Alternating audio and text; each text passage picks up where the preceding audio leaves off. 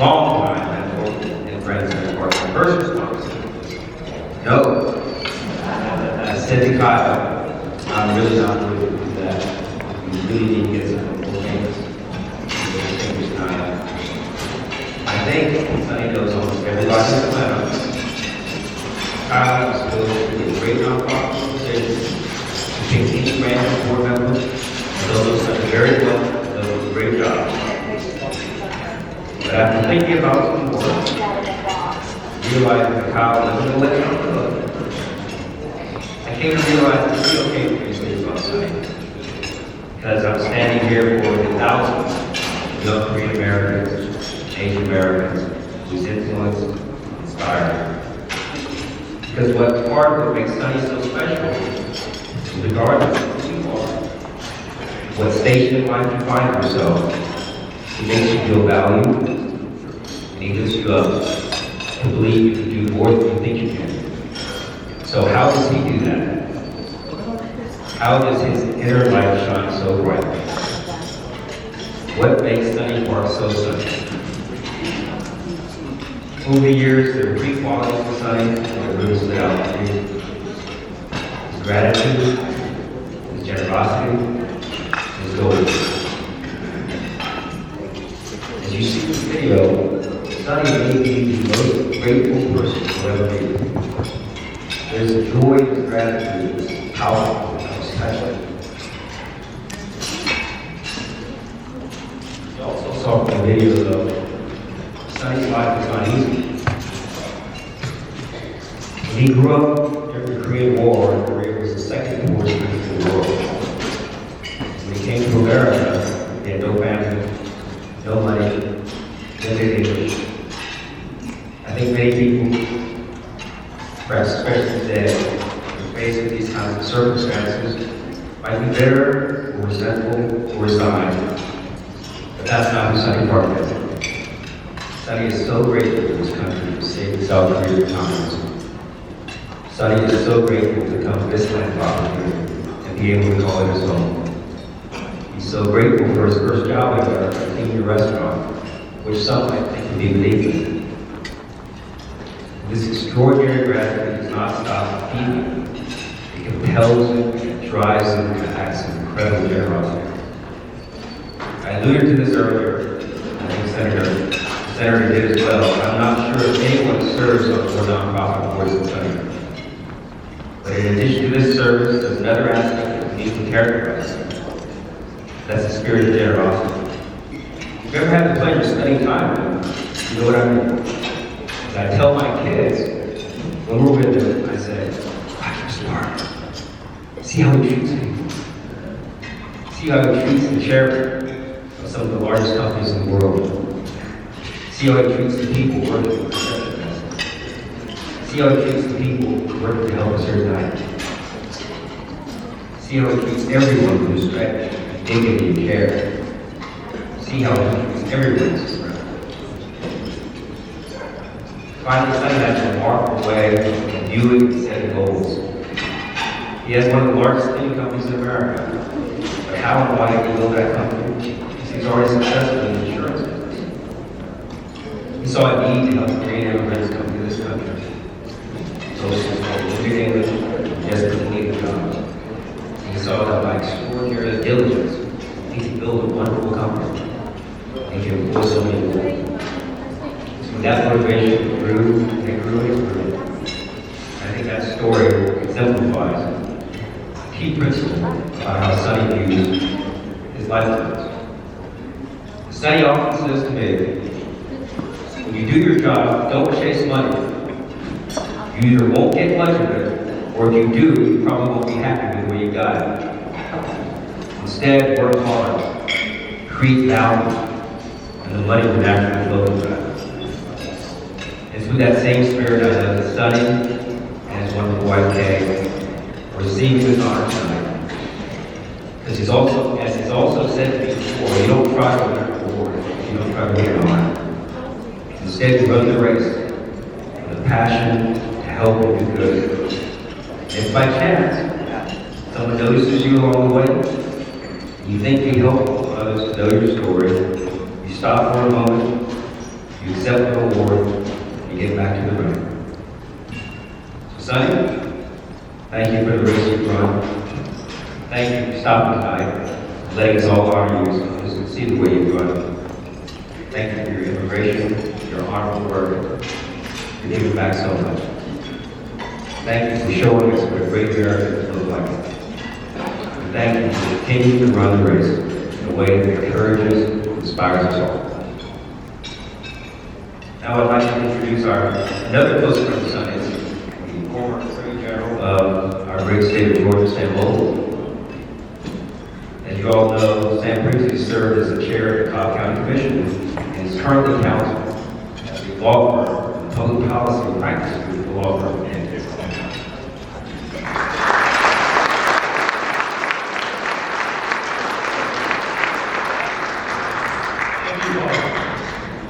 So I've known Sonny and Kay for a little over 20 years. While he owned a business in Cobb County that housed a driving range, he never asked me to visit it. He never asked me for a single thing. Instead, Sonny asked me to work with the county to establish a sister-city relationship with the sole province of Sundong-gu. Getting to know Kay and Sonny, visiting the Republic of Korea twice, and hosting the Mayor and Council here in Georgia are some of my fondest memories as a public servant. On each of our trips to Korea, we visited the DMZ, and we saw up close how fragile the armistice is. On one trip, we hosted troops from the 8th Army for dinner, serving these ridiculously large T-bone steaks and baked potatoes. You would have thought it was the first meal these soldiers had seen in a week. They ate as much of it as they could. While Sonny and Kay would never have admitted to it, the dinner was not hosted by Cobb County. Cobb County's too cheap. It was paid for by Kay and Sonny. That's just one of the countless times that they gave the county credit for their generosity. Beyond learning how deeply our troops love steak and potatoes, I was reminded during each of our trips how devastating the Korean War was to the Korean people, as well as to the over 740 Georgians who gave the ultimate sacrifice during the war. Thankfully, the Korean people have a deep-seated love of freedom and democracy. They are a true friend of our nation, not just an ally. Sonny learned from our soldiers whom he met about our spirit of generosity and sacrifice. And when he came to America as a young immigrant, he was determined to cherish those values with his new country and to be a successful person. As a former public servant, you meet many people each and every day. The vast majority are good, kind people. To be successful in government, however, you must collaborate with other governments and the nonprofit community. And you need givers. Those members of your community that give and give and give some more. Viewers, generous and patriotic, as Kay and Sonny. One of my favorite quotes is from Winston Churchill. We make a living by what we get. We make a life by what we give. Kay and Sonny's philanthropic and community efforts are often anonymous, but they're always greatly appreciated. The values they live by embody those of Georgia and make our country stronger. They demonstrate that with hard work and humility, you can dream with no limit and be successful in your personal and professional lives. Kay and Sonny are special friends who make everyone around them feel very, very special.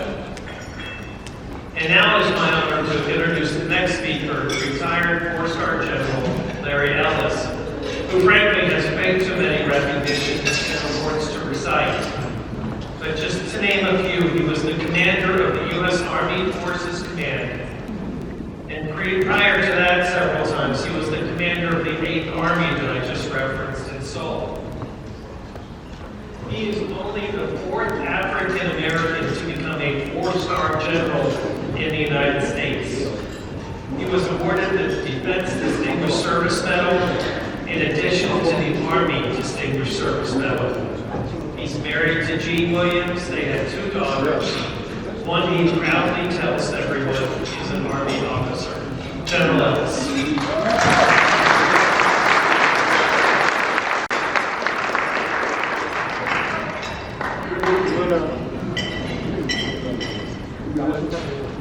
I'm delighted to participate in honoring my best friend, Sonny Clark.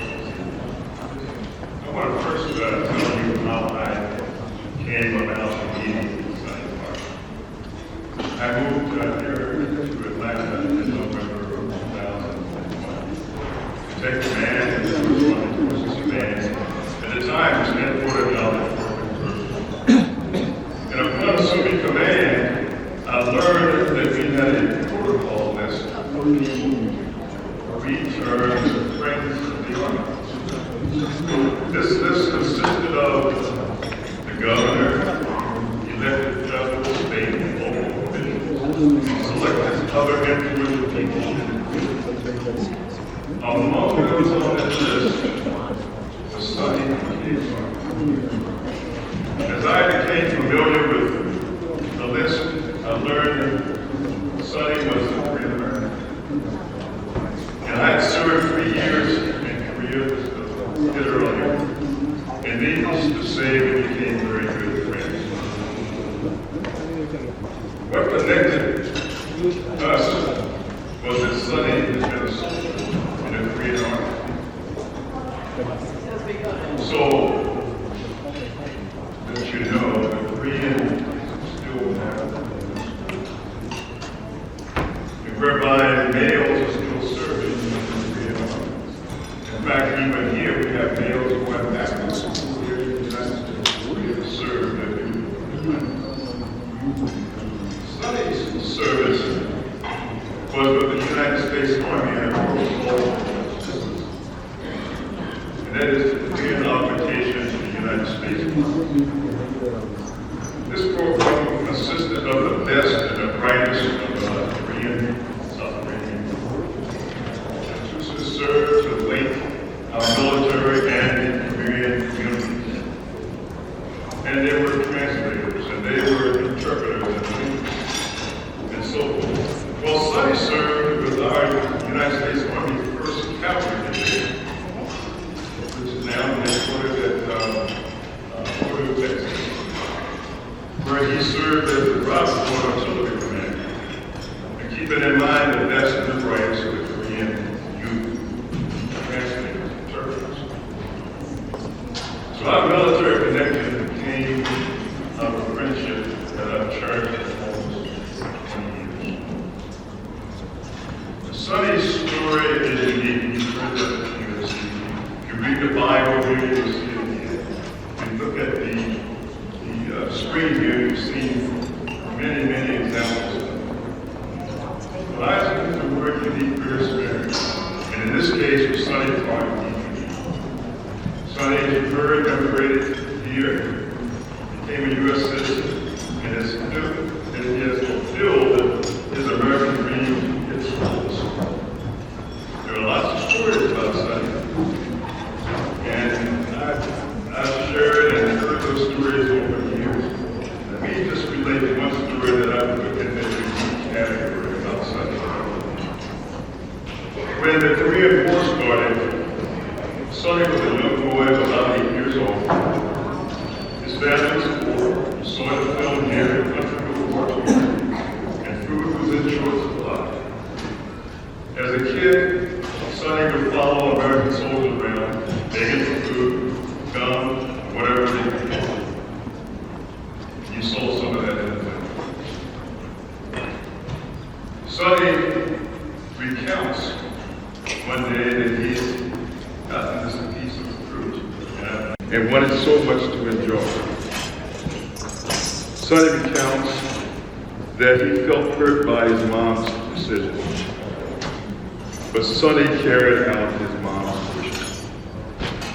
You see, Sonny is now a given person. And I've heard this story a few times. The fact that Sonny chooses to even share this story, as I call it, with others, speaks to the very foundation of Sonny's heart. It is the fruit-type stories that are seared into our minds and in our hearts by our parents during teachable moments that help shape us into who we are. It is the fruit-type stories that help shape character, our values, and our beliefs in who we become in life. So these traits stay with us forever, and we can't shake.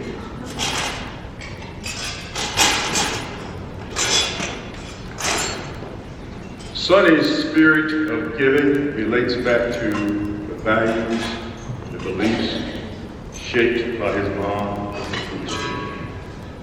Sonny gives back to others and to the things he cares about more than any individual that I know. He gives to his church, where he's a regular member of the congregation.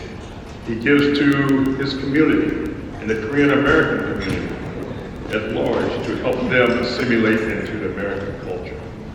He gives to the American Korean Friendship Society in a very big way, with the purpose of helping to improve the relationships between our two great countries.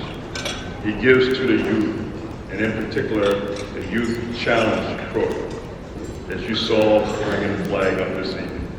And this is to help at-risk youth get their lives back on track. With the strong message, if Sonny can, you can. He gives to his state, where he served as the vice chairman of the Georgia Ports Authority. He served as an elected delegate. This is a list that immediately comes to mind, but you can continue to add and add. If you read the bio, you'll see it. The picture is Sonny is a giving person. Sonny lives by his heart. There are lots of people who live by their hearts. But the thing about Sonny that's different is he has a big heart. And his heart is rarely wrong. This comes from a lifetime of experiences that has shaped Sonny into a great human being. Sonny has a God-given talent that he puts to very good use.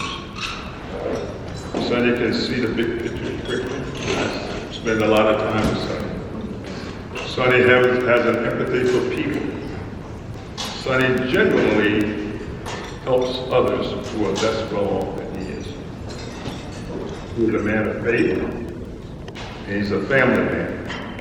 And I can think of no one else more deserving of a Freedom Award than Sonny Clark. So, this evening, the Georgia Public Policy Foundation is pleased to present this year's Freedom Award to my dearest friend, Sonny K. Clark.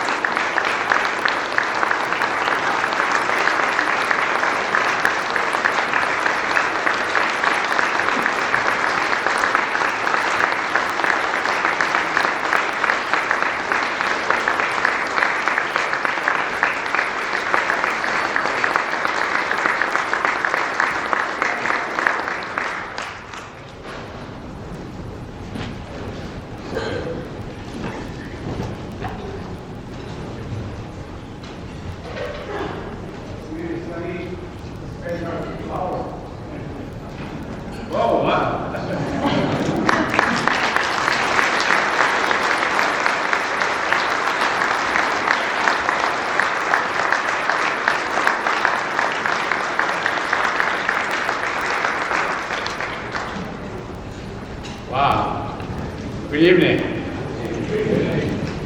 Welcome to Sunny Park's bragging party. I'll tell you, I never expect that. I wish my mother here. Thank you so much. I just can't find the right words to thank you enough.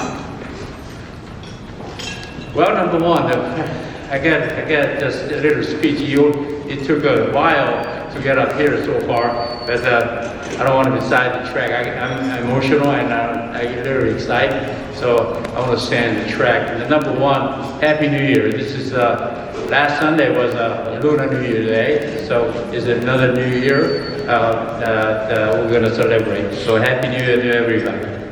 And yesterday was a Holocaust Remembrance Day. So as we always each and every year we think about what happened and then make sure that history won't repeat again. And today is we celebrate 29th.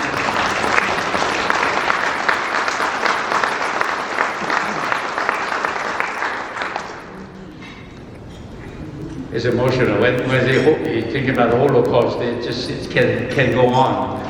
Today we celebrate 29th anniversary of Georgia Public Policy Foundation, as you already know. Such a great organization, and I'm very proud that I served as the founding governors, along with Pastor Michael Youssef. And then most of all, thank to the McKimish group, the Hank McKimish, who actually got that idea started in the fund. And then we never forget, he was such a humble man. He will not put his name out there, but make sure that Georgia, the policy, public policy, going to only for the citizens of Georgia. Wow, thank you, Gerardus. Thank you, Sam Owens. Thank you, Paul, Kim. Your warm remarks. It's just more than what I deserve, but I still like it. Thanks for the exaggeration, but I still enjoy it. And thank you, Dr. Michael Youssef, for your prayer and your good comment on me. It's sometimes I get confused that whenever we pray in the church, he think I'm a sinner, and he just say that I'm a fine guy. Sometimes I get confused. Thank you very much. First of all, I want to recognize my heroes and the heroes of American people, and particularly heroes of Korean people. Korean War veterans, and we invite a table full of Korean War veterans who are there. Please stand and be recognized.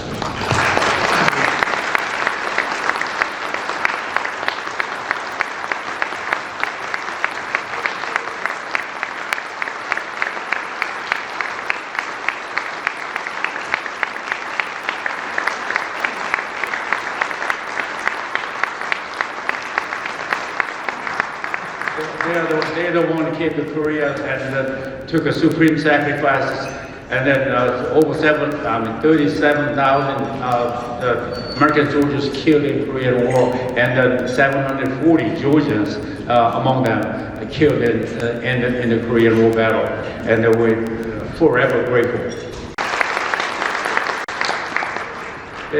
They're working day and night, but we don't have enough opportunity to thank them.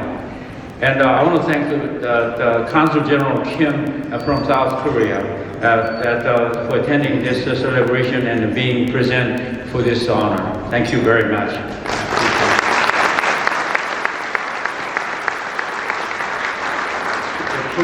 Korea is a beautiful country and full of industrialized kind people, and I strive to honor my heritage. And Mr. Nakamura, Deputy Consul General of Japan, is a neighbor of my home country, South Korea, and is here. Thank you very much for attending.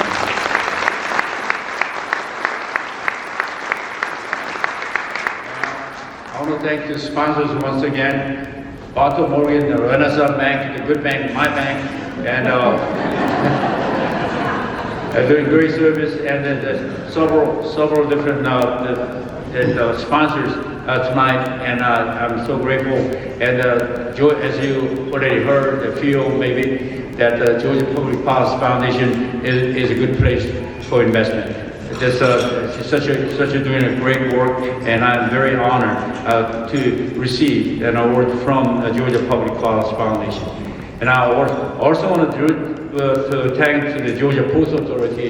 They are here from all the way from Savannah, and Jamie Curry and Robert Morris, and then the staff are here from Savannah. Where are you? Thank you very much. For your support.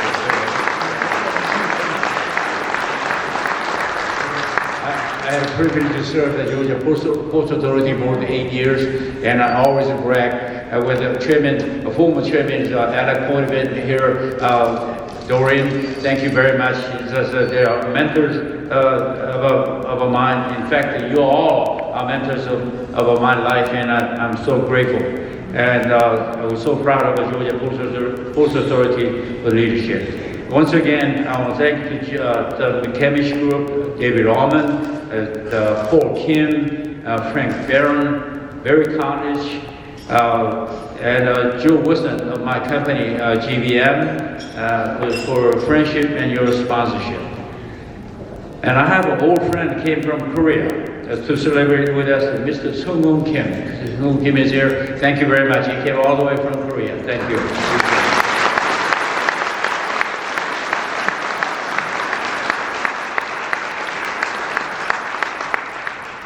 We still got about halfway through, so sit back and relax.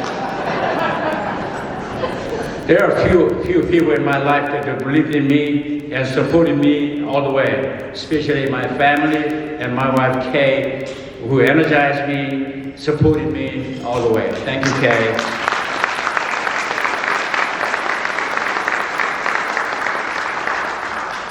It's thanks to my good friends that I didn't know this good friend who you saw, Oz Nelson, Frank Blake, Senator David Perdue, BJ Pack, Jay Yun, Dan Caddy. They're all exaggerators, but I still enjoy listening to my comments. Thank you. There are many others in my list to thank you, every one of you. And some people couldn't make it tonight. The list goes so long. It's longer than the CVS pharmacy receipt.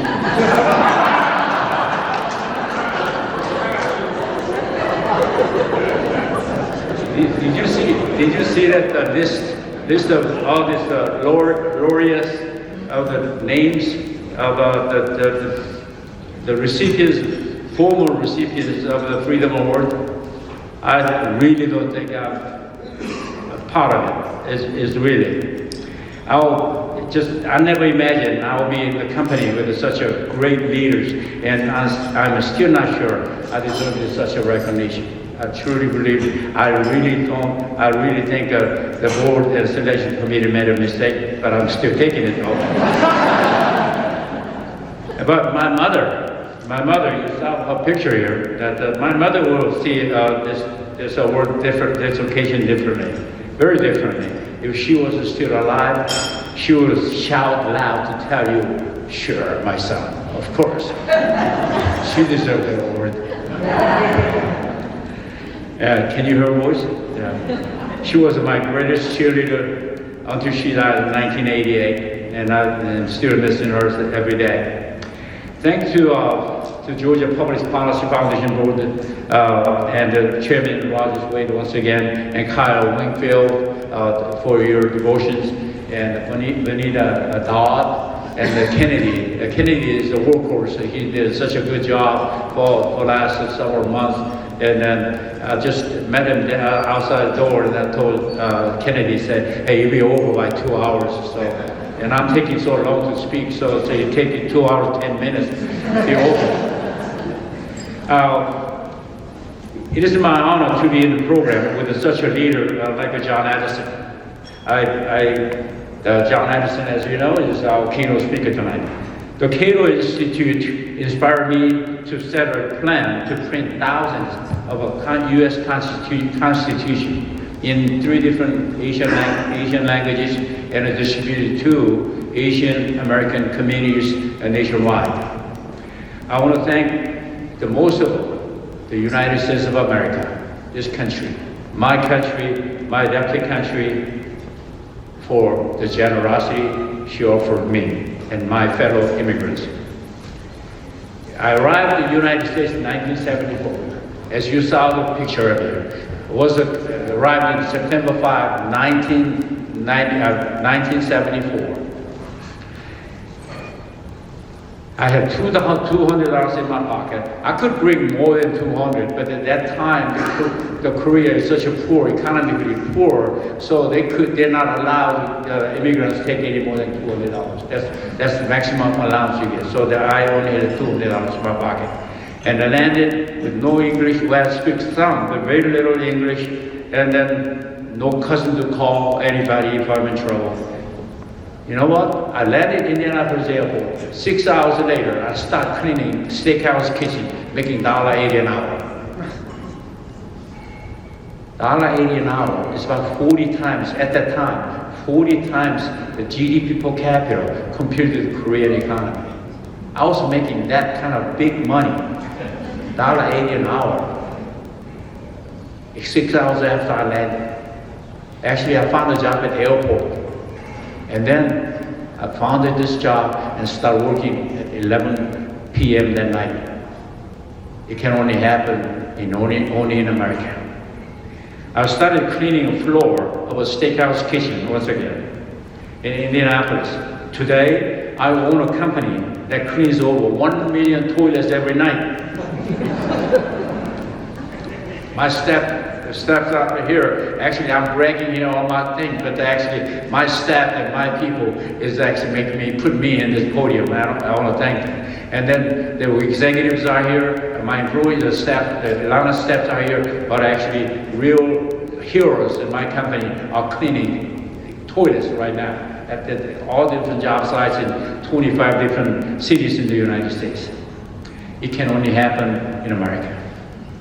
A great nation gave me all I need to reach my stupid goal to pay $1 million in annual income tax. And I reached that goal. If I reached that goal, I wouldn't say this, right?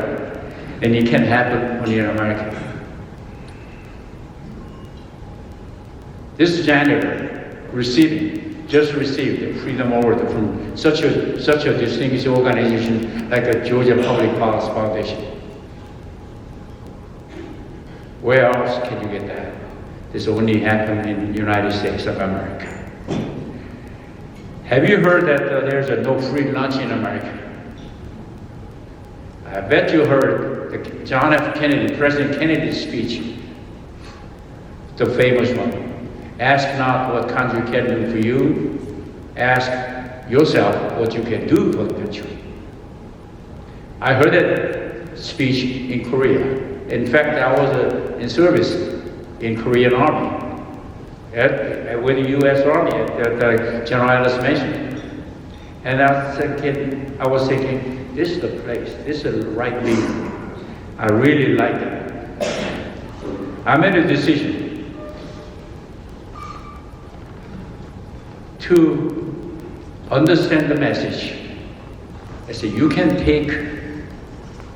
The message was, the no free lunch in America is the message you can take advantage of what this country offers, but you must pay back. That's what I got the message, no free lunch.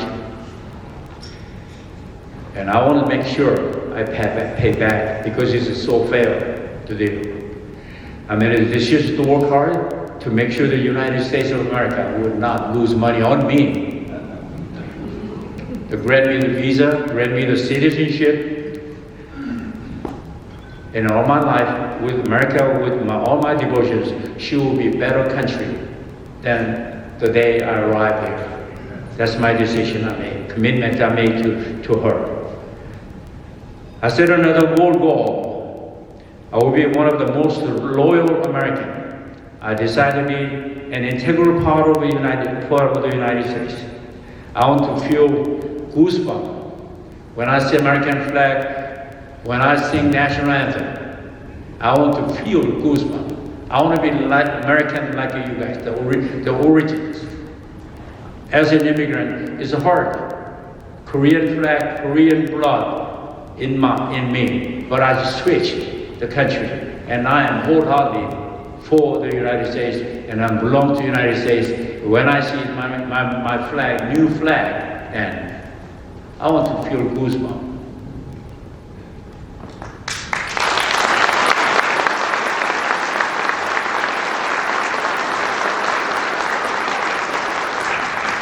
Know this.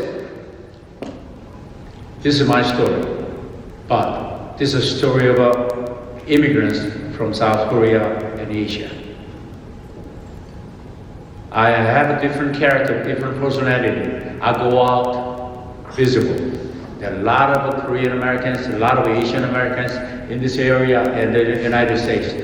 They are doing a good work for the country, but they're not visible, because they are kind of a polite than Sunny Park.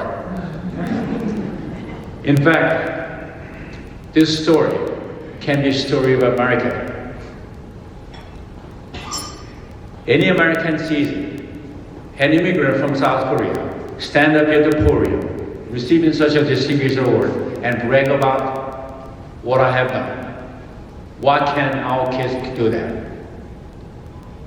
They're better looking, speaks good English, they got a healthy body, healthy mind. When we tweak a little bit of tied up a little bit of spring, I think we can make it all together. We can help them. This is a land of opportunity. You also heard that.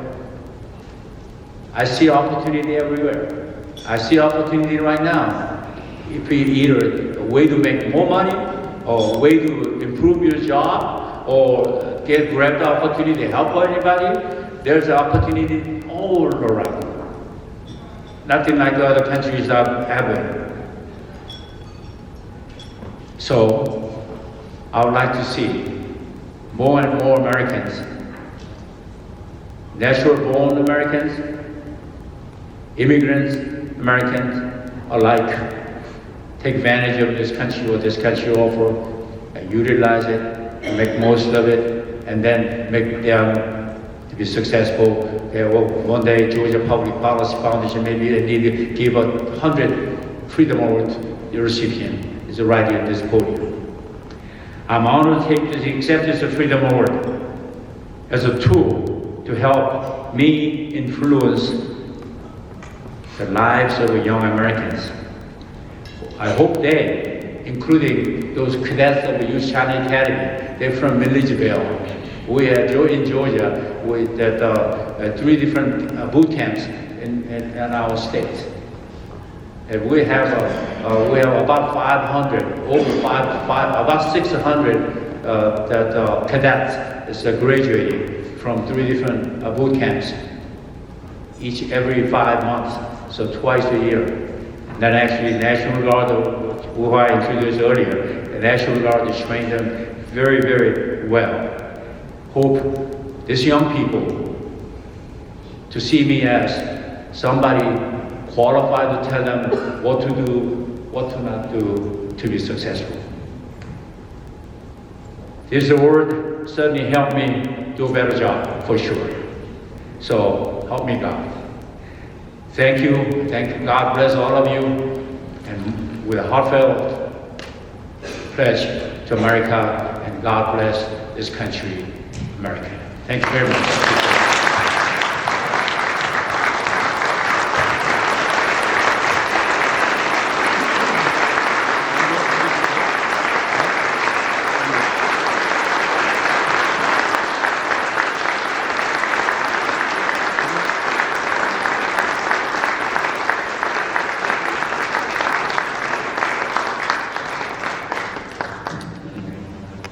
Thank you, Sonny. You are such a true inspiration to so many of us, and we thank you for your loyalty over the years to Georgia and to the Georgia Public Policy Foundation.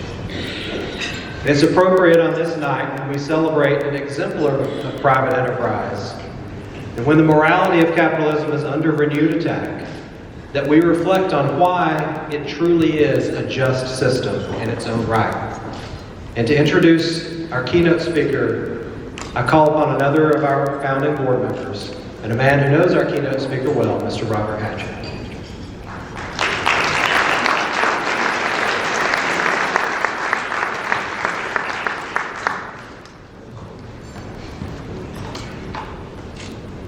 Well, thank you. Thank you very much. It's indeed a pleasure to be here and to have the opportunity to introduce an individual that I've known for about 20 years and I really admire very much.